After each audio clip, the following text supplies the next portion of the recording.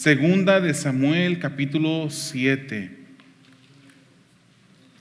Segunda de Samuel capítulo 7. Hoy terminamos con la serie que hemos estado ya atravesando en estas últimas semanas, titulada No calificado, pero escogido. Hoy es el último mensaje sobre la vida de David específicamente. No que no vamos a mencionar a David ya más, sino posiblemente se lean algún mensaje en el futuro, pero ese es el último mensaje de esta serie, No calificado pero escogido, un estudio de la vida de David. Y hoy en día quisiera compartir con ustedes un mensaje titulado De un rey con final, de un rey con final al rey que no tiene fin.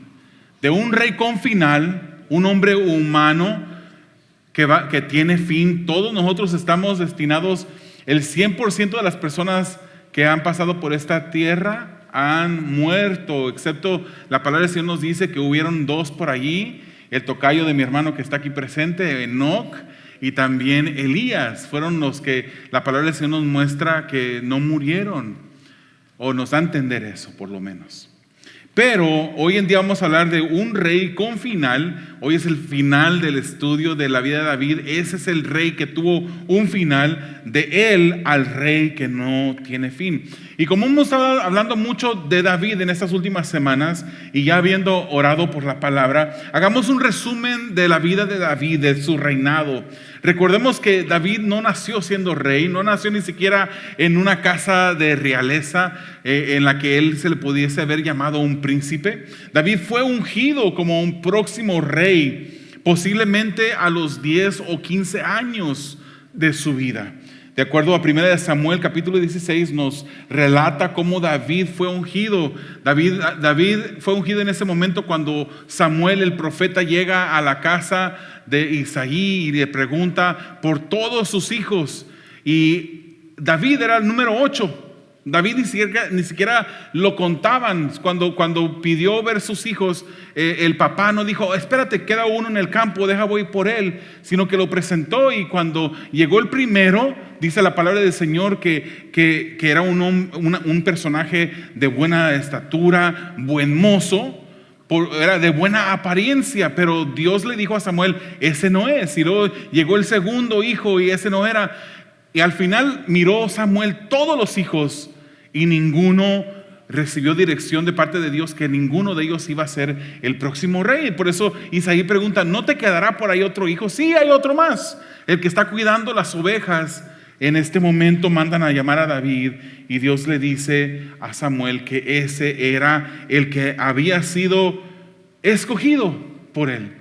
No porque fuese una persona calificada, pero Dios lo escogió como el próximo rey de Israel.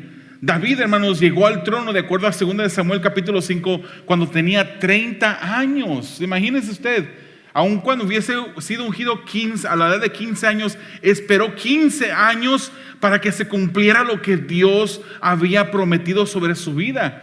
Muchas veces nosotros nos desesperamos con 15 minutos, que estamos esperando que Dios haga algo real en nuestras vidas y nos desesperamos por 15 minutos.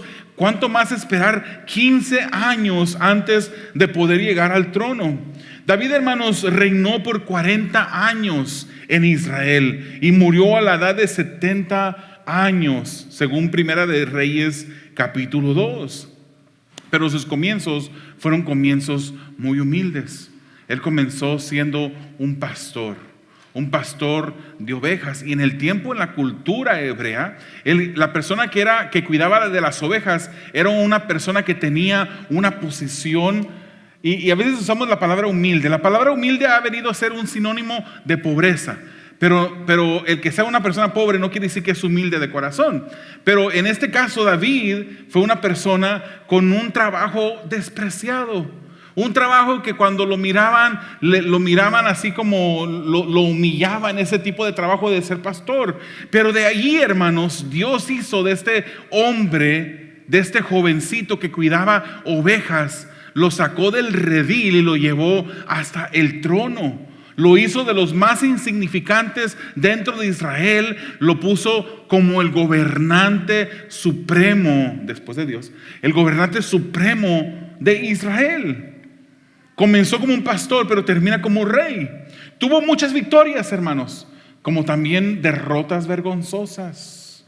Victorias como la victoria de Goliat, cuando se enfrentó a ese gigante que medía 9 pies 6 pulgadas. ¿Ha visto usted alguna vez una persona así? De 9 pies 6 pulgadas. Ni con tacones, ¿verdad? Ni con tacones, pero así de esa estatura estaba Goliat. Y con una piedra lisa, ni siquiera puntiaguda, simplemente lisa, que cargaba él, una de 5 en su morralito. Agarró una onda y derrota a ese gigante porque Dios así lo permitió. Dios así lo guió. Tuvo también la victoria en contra de Saúl, su enemigo. Aunque él siempre respetó a Saúl, siempre lo honró como el rey que estaba reinando en ese momento, Dios le dio la victoria sobre él. Dios le dio la victoria sobre los filisteos, un pueblo enemigo, entre otras victorias. Pero también tuvo derrotas. Tuvo derrotas, y las derrotas cuando tomó una mujer que no era de él, cuando mandó a matar al esposo de esta mujer, cuando censó el pueblo de Israel cometiendo un pecado porque puso su confianza en el tamaño de su ejército en lugar de tener la confianza en Dios. Pero a pesar de todas estas cosas, hermanos, David fue un hombre que fue beneficiario de la gracia de Dios. Y en esto, hermano, nosotros nos parecemos mucho a David.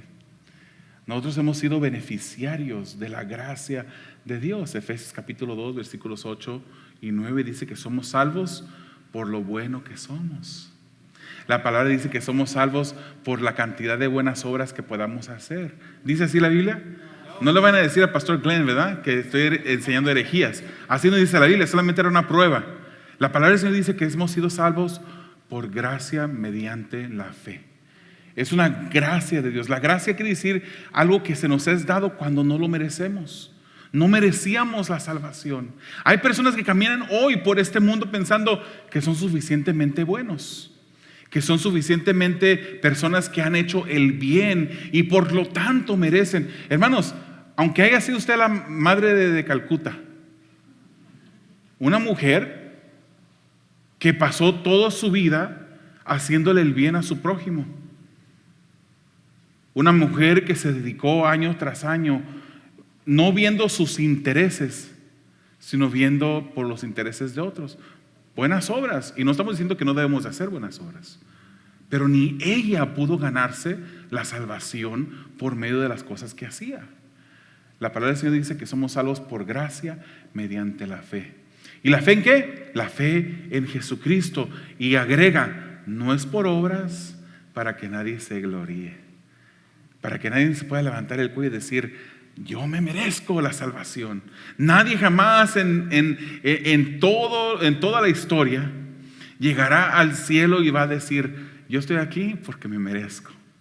Nadie vaya a decir, a ver, dicen que Pablo, ¿verdad?, está con las llaves en las entradas. Eso no es verdad, ¿verdad? Pero supongamos que fuera verdad. Perdón, no Pablo, San Pedro. Él no tiene ninguna llaves, hermano. Eso no es bíblico, no está en ninguna parte de la Biblia. Pero supongamos que fuera verdad. Nadie jamás va a poder llegar a las puertas del cielo y decirle a Pedro, Pedro, ahí está mi nombre. Estoy segurito que ahí está mi nombre, porque yo me lo gané. Nadie se ha ganado el cielo. Nosotros hemos sido como David, beneficiarios de la gracia de Dios. Y David, hermano, recibió promesas de parte de Dios que se cumplieron en su vida, y recibió otras promesas que se cumplieron después de él ya fallecido. Él fue un hombre, un rey terrenal, pero le fue prometido que de sus entrañas saldría un rey eterno, un rey sin fin. Su reinado llegaría al final. Él estaba envejeciendo, y él seguramente ya tenía la mirada sobre uno de sus hijos, un príncipe, para que tomara su lugar. Él vendría a morir, pero después de él vendría un hijo que reinaría para siempre. Y usted podrá decir, ¿y qué a mí? ¿Qué tiene que ver esta historia conmigo? Tiene que ver mucho, porque esa promesa se cumplió para nuestro bien. Y vamos a ver esa promesa en este día. Posiblemente, hermanos, David no entendió a cabalidad esta promesa, pero entendió que era algo grandioso, una promesa de parte de Dios para él. Veamos el primer punto: un buen plan sin consultar a Dios. Recuerde que tenemos esas hojitas, ¿verdad? Con el programa del mensaje. Y esas hojitas típicamente tienen en su título tienen áreas ahí, todos los versículos tienen áreas ahí en blanco donde usted puede llenar. Y para que usted sepa la respuesta, es un buen plan sin consultar a Dios. Ahí puede usted llenar esas líneas vacías. Leamos, hermanos, 2 Samuel, capítulo 7, versículos 1 al 3. Dice así: una vez el rey David estuvo instalado en su palacio, el Señor le dio descanso de todos los enemigos que lo rodeaban.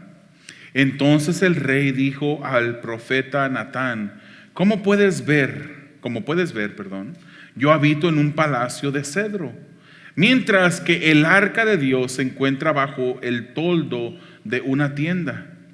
Bien, respondió Natán, haga usted lo que su corazón dicte, pues el Señor está con usted. ¿Alguna vez, hermanos, usted ha tomado alguna decisión grande en su vida sin consultar a Dios?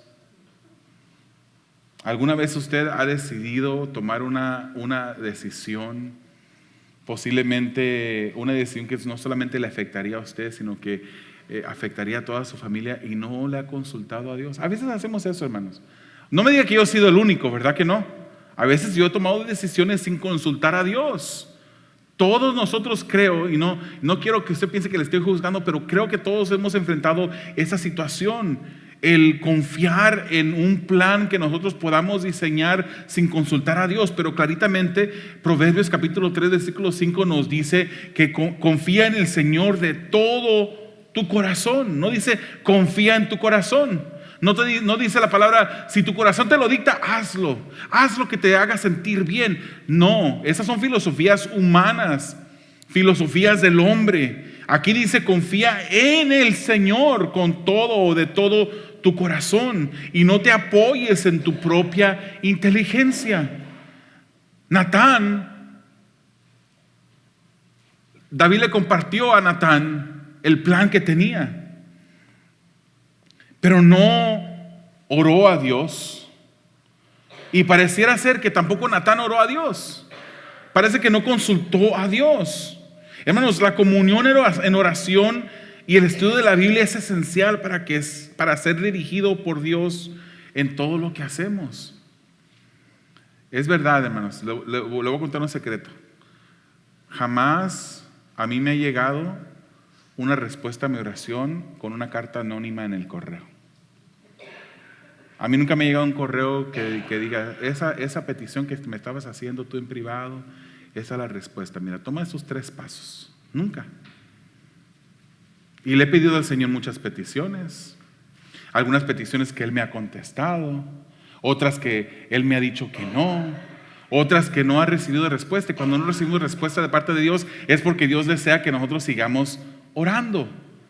No tomemos decisiones precipitadamente. Lo que podamos hacer en nuestras vidas, vamos a encontrar triunfo cuando confiamos en lo que la palabra del Señor dice. Y cuando nosotros nos humillamos delante de Él en oración, el Señor empieza a trabajar en nuestro corazón. Y el Señor empieza a mover las intenciones de nuestro corazón, a mover los pensamientos de nuestra mente, de tal manera que podamos ser dirigidos. No, nunca va a llegar una carta anónima o que diga de parte de Dios a tu correo, a tu buzón. Nunca te va a llegar un email. Nunca vas a ver que las nubes empiezan a tomar una forma donde está la respuesta a la oración que tú has.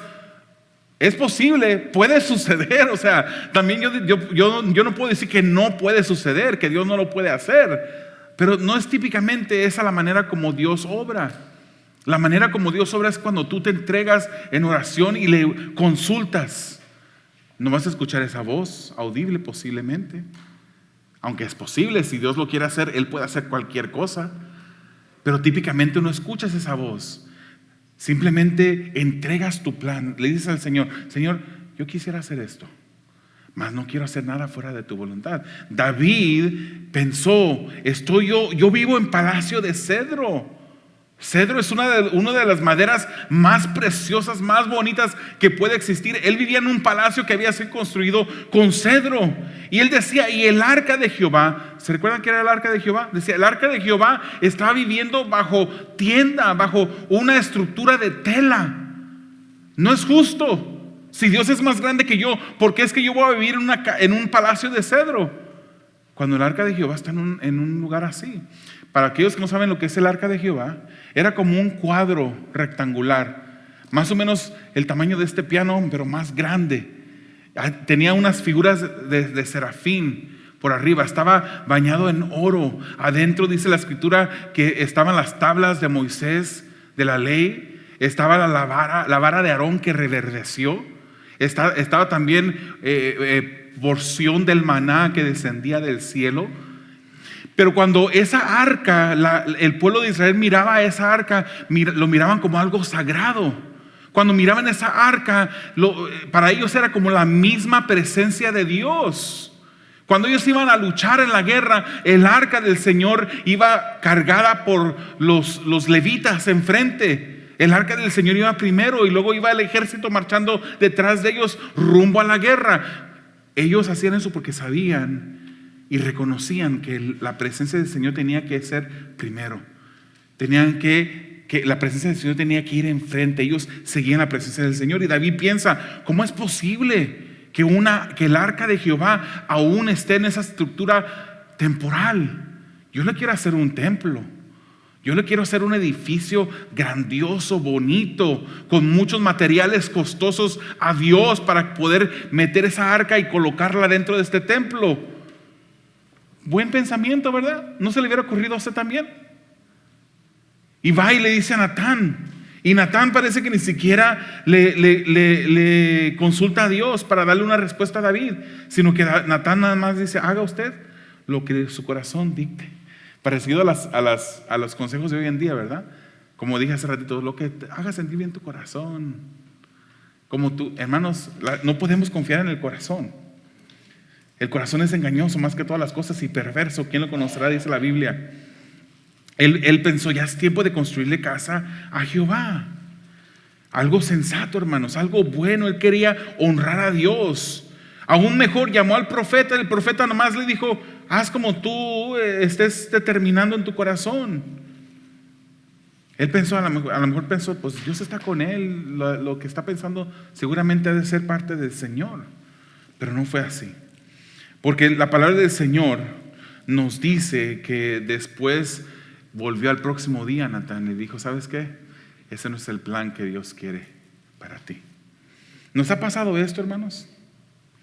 Que nosotros hagamos un plan bueno, un plan que parece de parte de Dios, que parece un plan que va a honrar a Dios, pero que Dios nos diga, esa no es la manera. Esa no es la manera para hacerlo. ¿Cuántos planes hacemos sin consultar a Dios?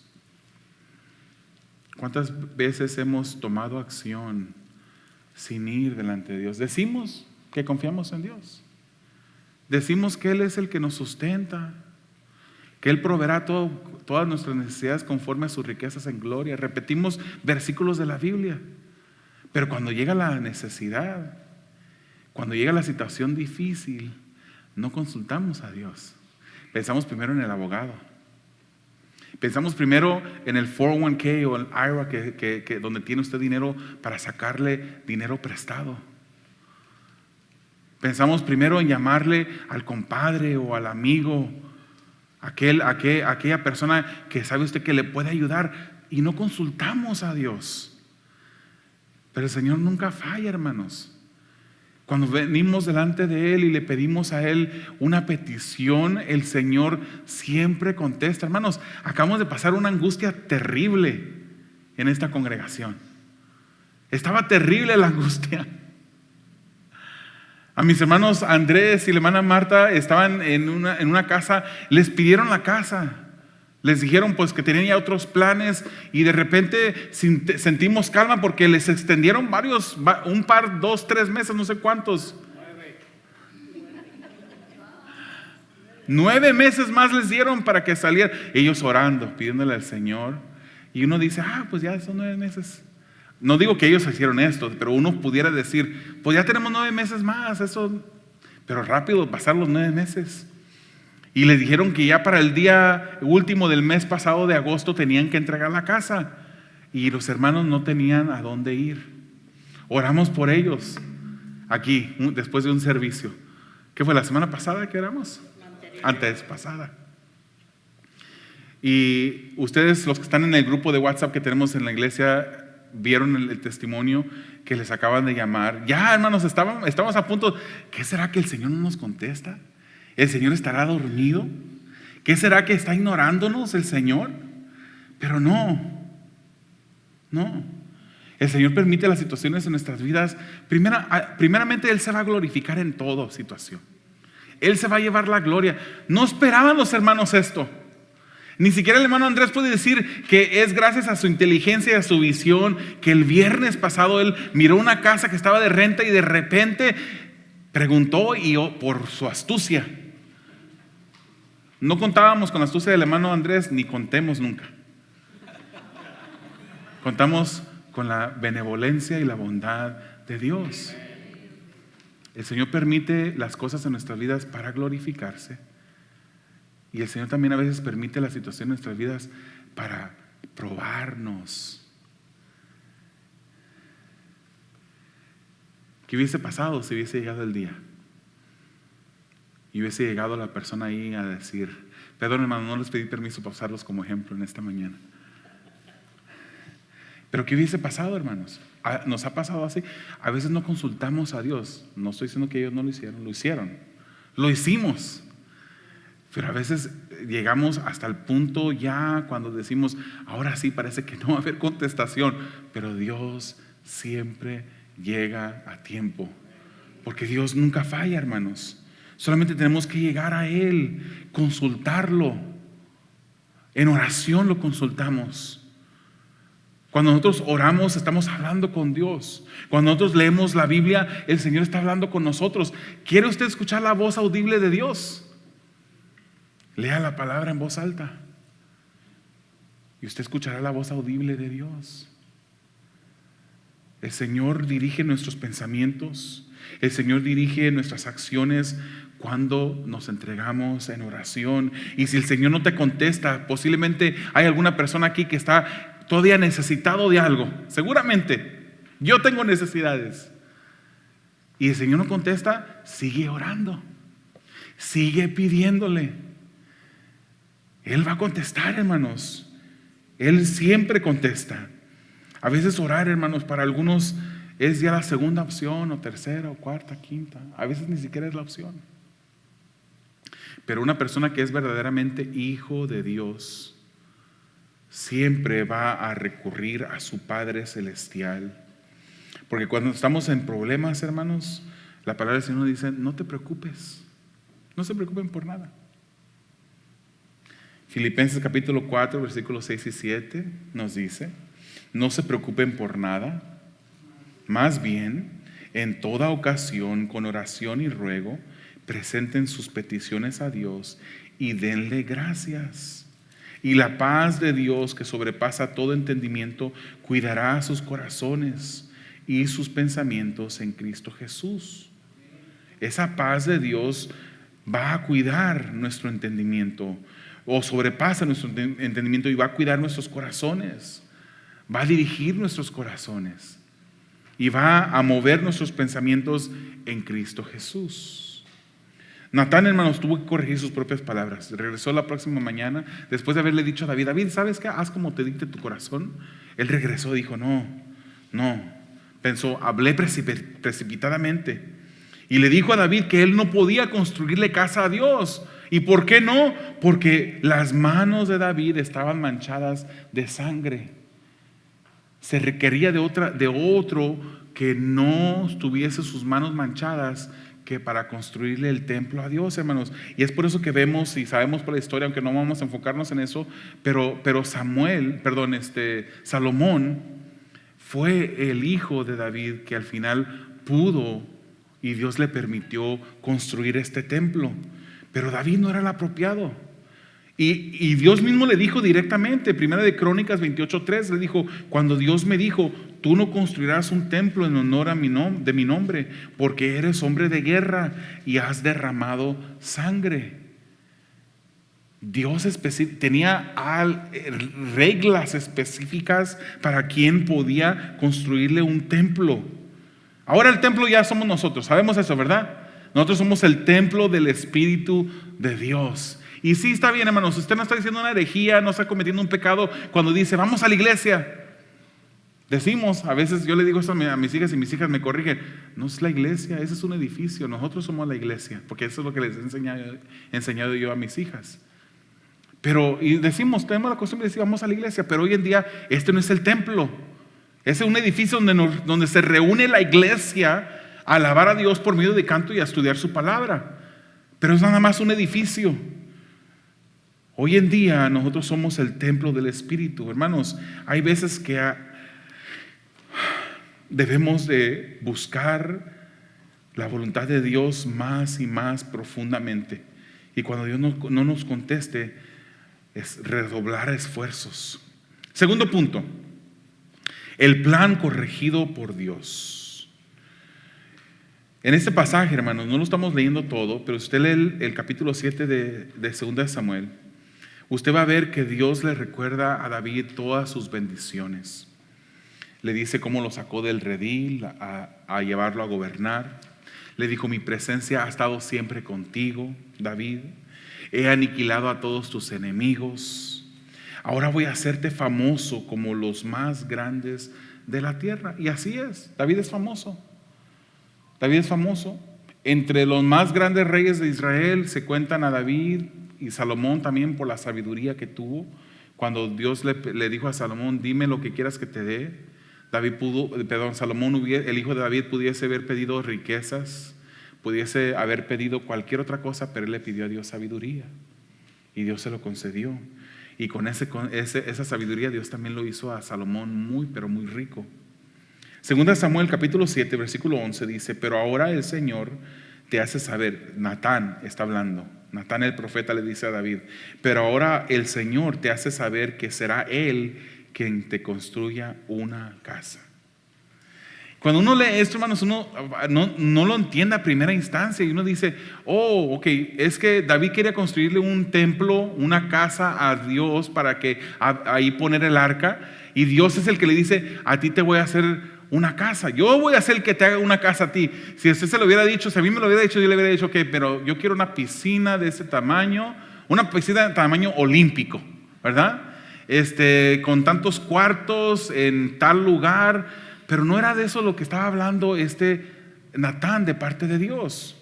Natán le estaba diciendo a David que él le iba a construir casa a él, que Dios le iba a construir casa a David. Dios le manda a decir a David en forma de pregunta, ¿tú me vas a construir casa a mí? No, David, no te equivoques. Yo soy el que te voy a construir casa a ti.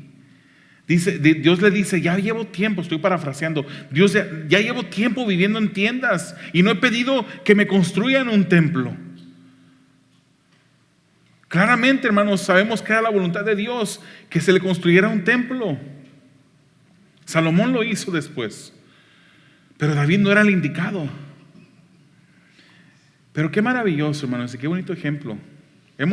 Últimamente le hemos atacado mucho a David, ¿verdad?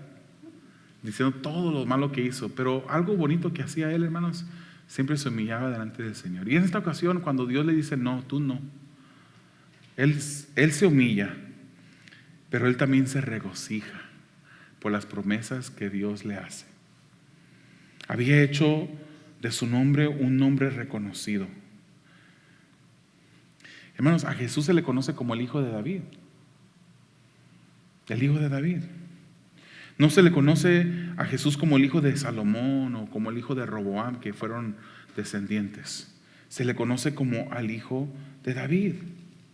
Proféticamente, Dios le cambia los planes a David. David no le haría casa a Dios. Dios le haría casa a él. Y con esto no se está refiriendo a una estructura física. Dios se refería a su descendencia. La descendencia de David. La profecía se enfoca parcialmente en Salomón, porque si leemos, hermanos, esta es una profecía de doble aplicación. Algunas cosas aplican a Salomón y otras cosas aplican a Jesucristo, el que iba a descender de David. Y sabemos esto, hermanos, porque hay un versículo en este pasaje, dice que si tu descendencia hiciere mal, lo castigaré, pero no me apartaré de él como me aparté de Salomón, obviamente, como me aparté de Saúl, perdón. Obviamente ahí está hablando de Salomón. No está hablando de Jesucristo, porque Jesucristo, la palabra es clara que Él nació de una virgen, vivió una vida perfecta, fue tentado en todo, pero sin pecado, dice la palabra. La profecía primordialmente, hermanos, apuntaba a que vendría al que vendría del linaje de David. El único rey que reinaría para siempre y vendría a firmar el trono de David para siempre. Alguien que iba a descender de él. Usted lee el libro de Mateo capítulo 1, a veces uno dice, ay, no puedo reconciliar el sueño. Y se pone a leer la palabra y le da sueño, ¿verdad? Si usted lee como el libro de Levíticos, el libro de Números, hay muchas listas, ¿verdad? Y uno dice, pero ¿para qué tanta lista? No hay ningún espacio, ninguna tilde, nada en la palabra del Señor que no se haya puesto ahí con un propósito. Y usted lee el Evangelio y lee el primer capítulo de Mateo y dice, ¿y qué tiene que ver eso con el Evangelio? Que fulano engendró a fulano y que sutano engendró a mengano y que esto y que el otro. Y uno dice, ¿para qué? Pues Mateo está comprobando por medio de esas descendencias que Jesucristo descendía de David. Es por eso que a David se le llama el hijo de Salomón. Y descendía por parte de José, que era su padre adoptivo. Mateo 1 muestra esa genealogía. Pero si usted se va a Lucas capítulo 3, ahí va a ver usted la genealogía de María y cómo David nació de María, y por nacer de María, María era descendiente de David. Y por lo tanto Jesús era descendiente de David también. Porque Dios siempre cumple sus promesas, hermanos. Él siempre cumple la promesa. Esto fue cientos de años antes y Dios cumplió esto. David vivió, hermanos, algunos 800 a 1000 años antes. Para ser rey tuvo que esperar 15 años aproximadamente. Para recibir esta promesa ni siquiera iba a estar vivo cuando se cumpliría. Pero él le creyó a Dios. Él le creyó a Dios. Y porque Dios siempre cumple sus promesas, ahora podemos saber que Dios provee todo lo que necesitamos. Así lo dice Filipenses 4:19, hermanos. Así que mi Dios les proveerá de todo lo que necesiten, conforme a las gloriosas riquezas que tiene en Cristo Jesús. Ahora podemos leer 1 de Juan capítulo 1:9, que si confesamos nuestros pecados, Dios es fiel y justo, nos los perdonará y nos limpiará de toda maldad. Las promesas de Dios, lo que Él promete, las podemos confiar, porque Él hace promesas y aunque pareciera que no las va a cumplir, siempre las cumple. Siempre las cumple. Hermanos, ¿puedes tú tener confianza en Dios? ¿Puedes tú confiar que Dios siempre va a cumplir sus promesas en ti? A veces dudamos y Dios sabe que dudamos de Él, y cuando Dios permite la situación difícil en nuestras vidas es para comprobarte a ti que tú no tienes la confianza en Él que tú confiesas o dices que tienes, porque de repente te pones entre la espada y la pared y empiezas a pensar, Dios no me va a escuchar. Así pensaron los discípulos cuando se desata la tormenta en el mar. Jesucristo estaba en la popa, durmiendo a gusto en el barco, tranquilo, y van con Jesús y lo despiertan. ¿Qué no te da pendiente que vamos a fallecer? Jesús le importaban sus discípulos, pero Él permite las situaciones en nuestras vidas no solamente para glorificarse, sino para que nosotros entendamos quiénes somos, hermanos. Las dificultades son oportunidades, ¿sabían ustedes? Los problemas que atravesamos son oportunidades para Dios. Y así deberíamos de verlas. Es verdad que a veces pasamos por situaciones difíciles porque uno mismo se mete en esas situaciones, porque uno mismo no consulta a Dios, uno mismo hace decisiones que Dios no quería que hiciéramos y pagamos las consecuencias. Pero incluso en esos momentos podemos humillarnos delante de Dios, pedirle perdón y Él voltea la situación negativa en algo positivo. Pero hay veces cuando el Señor nos prueba y hay veces que Él permite cosas difíciles que ni siquiera nosotros nos buscamos, simplemente suceden. Pero el Señor lo permite para glorificarse en nuestro corazón. Y recientemente lo dije, hermanos, pero lo voy a repetir. Nosotros siempre vemos ese versículo de la palabra en Romanos 8:28 y decimos: el Señor, pues, Él va a usar toda la situación para nuestro bien. Dios obra para bien todo para aquellos que aman, que lo aman, para aquellos que son llamados conforme a su propósito. Pero ¿cuál es el propósito? ¿De qué propósito está hablando allí? El próximo versículo nos lo dice. El propósito de Dios es transformarnos a la imagen de su Hijo. Por eso es que Dios permite la situación difícil en nuestras vidas, a través de la enfermedad, a través de la escasez, a través de la falta de cualquier otra cosa. Él está trabajando en nuestros corazones. Y cuando nos transforma más y más a la imagen de su Hijo, uno va confiando más y más en Dios. Y nuestra confianza en Él va purificándose. Pasamos por ese fuego, nuestra fe está siendo probada. Dice, la Escritura dice eso. El oro se prueba así, ¿verdad? Cuando se pasa por el fuego, se refina. Las cosas, las piedras preciosas y las cosas, los metales de valor, el fuego se usa para purificarlas. Y Pedro nos dice en una de sus epístolas: cuánto más nuestra fe no ha de ser probada y pasada por el fuego, para que nuestra fe vaya creciendo, para que nuestra fe vaya siendo purificada por medio de la tormenta que viene a nuestras vidas. Nosotros estamos, hermanos, en este caminar. Estamos siempre buscando una solución a nuestros problemas y a veces nos olvidamos que Dios está allí para contestar nuestras peticiones. El tercer punto: David murió, Jesús es para siempre. De nada serviría esta historia, hermanos, y con eso terminamos. De nada serviría esta historia. De nada serviría esas palabras que Natán le dio a David de parte de Dios si no se hubiesen cumplido. La palabra del Señor dice que si Jesucristo hubiese muerto y no hubiese resucitado, nosotros seríamos dignos de lástima.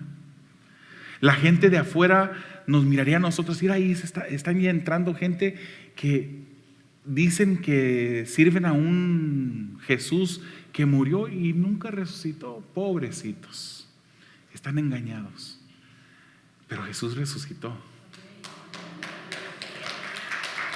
Y Jesús no solamente resucitó, hermanos, para haber resucitado tuvo que nacer. Él nació. Él vino a este mundo. Y vino a este mundo para librarnos de la esclavitud bajo la cual estábamos todos. Nosotros, hermanos, no creemos lo que enseñaba Charles Finney. Finney enseñaba herejías. Finney decía: Jesucristo no murió en la cruz del Calvario por nuestros pecados. Murió para que Dios demostrara lo serio que es para Él que se cumpla la ley. Entre otras cosas que Finney decía, nosotros sabemos que Jesús vino a este mundo y murió en una cruz de Calvario porque Él era el precio, Él iba a pagar el precio, Él era el sacrificio perfecto que ninguno de nosotros podía ser. ¿Por qué? Porque hemos pecado. Finney decía que el hombre no heredó su naturaleza pecaminosa por medio de Adán, como dice la palabra, sino que heredó la naturaleza pecaminosa por medio de sus decisiones morales. Eso no es lo que la Biblia nos dice.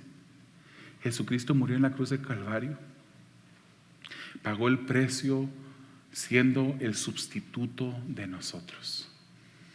El Hijo de David vino a este mundo a morir por nuestros pecados.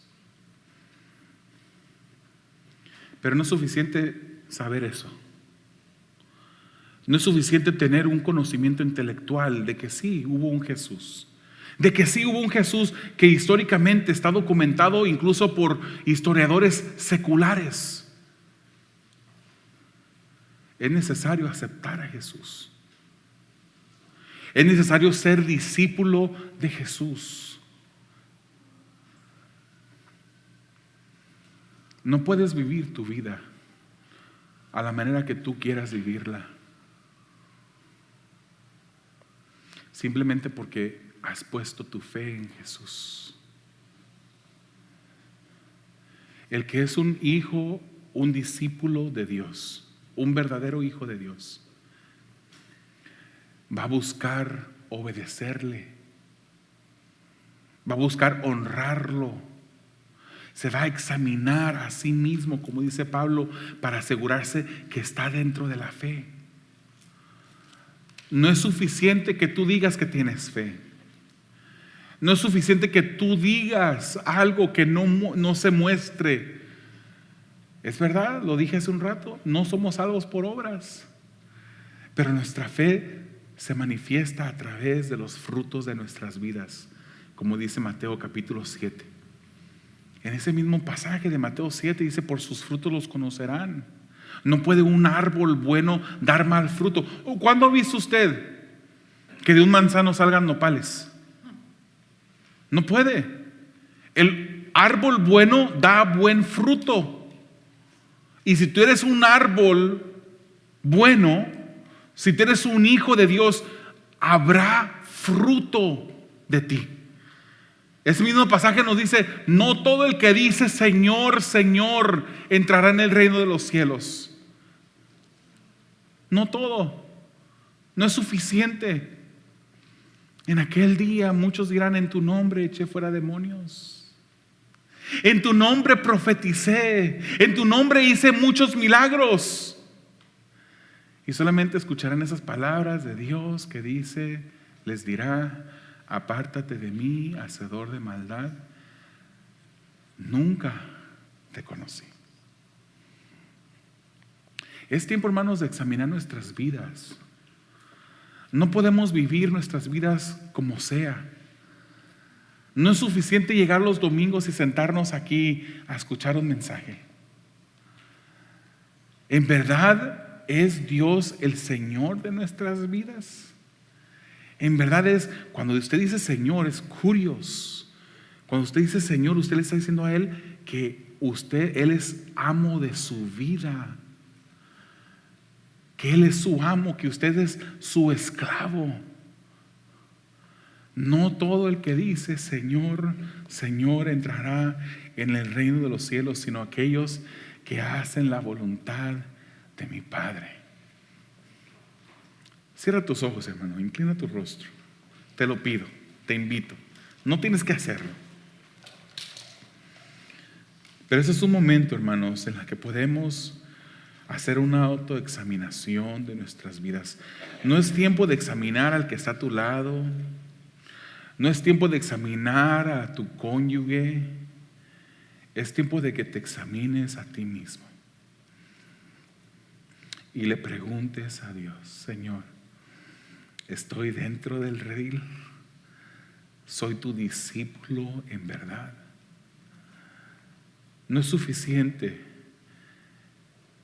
decir que eres. Muchos incluso parecen que son y no son. Imagínese los que un día dirán: en tu nombre yo hice todas esas cosas. Hay muchos que viven engañados, autoengañados. Querido amigo, Es tiempo de que tomes el ofrecimiento genuino que Dios hizo a la humanidad, que está plasmado en las Escrituras cuando dice: porque de tal manera amó Dios al mundo, que entregó a su Hijo unigénito, para que todo el que cree en Él, en el Hijo, no se pierda, mas tenga vida eterna. Es tiempo. Querido hermano, en este momento yo no quiero que tú salgas de aquí cabizbajo. Mis palabras no son con la intención de crear una duda en tu corazón.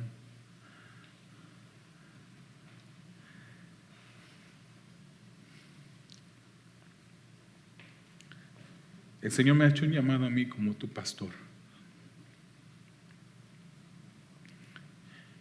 Y si un día yo llego al cielo y le pregunto a Dios: Señor, ¿cuántos de los que asistían a Purpose en español llegaron? Pienso ahorita, es una manera humana de pensar posiblemente. En el cielo no habrá llanto, no habrá tristeza. Pero en mi estado humano ahorita me daría mucha tristeza saber que no todos los que estaban eran hijos de Dios. No es mi intención causar duda. Tú sabes lo que sientes cuando cometes pecado. Tú sabes si en verdad te duele ofender a tu Padre, aquel que lo entregó todo por ti. Si no te duele, si no hay arrepentimiento en tu vida, si no hay confesión delante de Dios por la manera como vives, yo te invitaría a que cuestiones tu salvación. Si en tu vida no hay frutos visibles de que tú eres un hijo de Dios, yo te invitaría a examinarte. ¿Sigues cometiendo el mismo pecado? ¿Tropezando con la misma piedra? Cuando cometes ese pecado, en lugar de arrepentirte, en lugar de pedir perdón, solo piensas en la próxima vez que podrás disfrutar de ese pecado. La palabra del Señor es clara y dice que los que practican el pecado no pueden ser hijos de Dios. Es verdad que incluso el cristiano más santo le falla a Dios. Su caminar no es perfecto, pero en el momento de fallarle a Dios hay un dolor profundo en el corazón por fallarle a aquel que por amor se entregó en una cruz del Calvario. Hay un deseo en el momento de fallarle a Dios de pedirle perdón y arrepentirse. Y más que eso, hay una evidencia clara, si eres hijo de Dios, en tu vida, de una obra de santificación. No eres perfecto. Perfecto lo seremos el día que entremos en el cielo. Pero aquí en este caminar debe de haber un proceso evidente de santificación en tu vida. Pecas, pero ya no igual que antes. Ya no batallas de la misma manera como batallabas con ese pecado con el cual estabas esclavizado antes. Dios es bueno. Él entregó su vida su Hijo por nosotros. ¿Qué nos resta a nosotros hacer, hermanos? Obedecerle, servirle, amarle. Te damos gracias, Señor, porque yo sé, Señor, que tú eres bueno. Porque yo sé, Señor, que tú entregaste a tu Hijo Jesucristo por nuestros pecados. Ay, cuánta paz llena nuestros corazones. Cuánta alegría hay en nuestras vidas, Señor, por haber hecho tú aquello que nunca pudiésemos haber hecho nosotros. Te plació a ti, Señor, entregar a tu Hijo. Y Jesucristo mismo lo dijo: yo entrego mi vida, no me la quitan. Así como tenía poder para darla, tenía poder para volverla a tomar. Y ese Jesús que murió al tercer día, resucitó. Gracias te damos, Señor. Gracias te damos, Señor. Yo te pido por mis hermanos que están en este lugar, que son tus hijos. Yo te pido que les ayudes, Señor, en su caminar. Que nos ayudes a todos nosotros, Señor, a alejarnos cada vez más del pecado. Yo te pido por aquel que no te conoce, posiblemente dentro de este lugar, posiblemente que nos escuchará en línea, Señor. Yo te pido, Padre, que obres, que cautives su corazón con la verdad del Evangelio. Señor, que escuchen, pero que reciban la verdad del Evangelio y que produzcan fruto en su vida.